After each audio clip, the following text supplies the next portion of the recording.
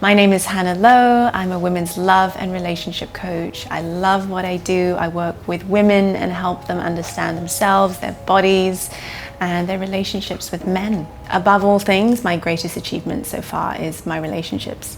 My relationships with the people who are close to me, to my family. You know, I feel like I've literally gone through my mother, my father, my sister. I didn't speak to my father for years. I stopped speaking to my sister for years. We didn't get on very well, you know, right after I left home.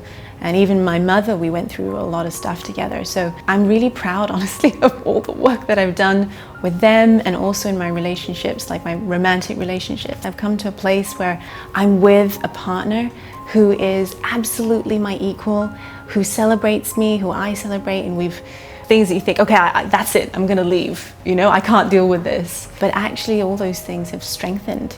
My greatest struggle has been relationships, especially with my father. So my greatest struggle really has been, interestingly, what I teach is my relationships with men and my understanding of how much that's really affected and permeated through my entire life. My relationship with money, my relationship with discipline, my relationship with being seen, with allowing myself to feel powerful in the world.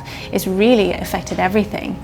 And not to say that it's his fault, but it was just my first interaction, my first experience of what it was like to be in relationship with a man, and that informed everything for me. It's really being vulnerable to every emotion and every feeling that comes up in a moment of wanting to blame, you know, my father for what happened, wanting to blame my partner for what I'm feeling in the moment, and taking ownership and responsibility for everything, which is the hardest thing to do. The identity I created of who I was before.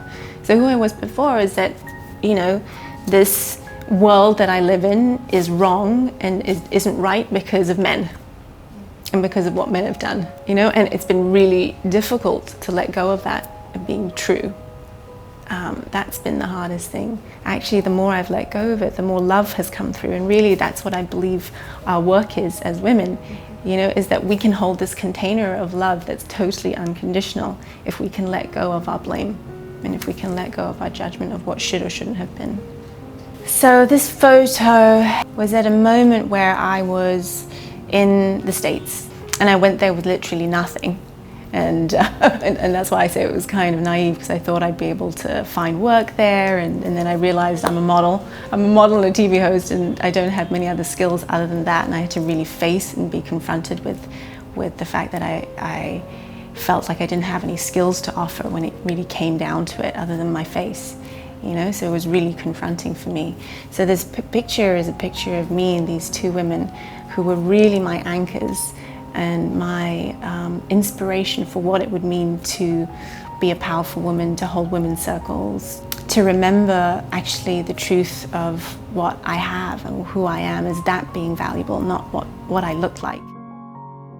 That photo represents for me this incredible journey that I went on, where I was like cleaning houses to make money.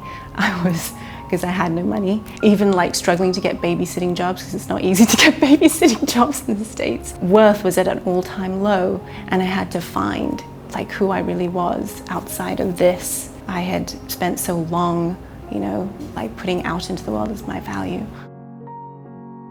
Really, I know it sounds so simple, but everything's going to be fine. And that the only thing you need to do is to follow your heart.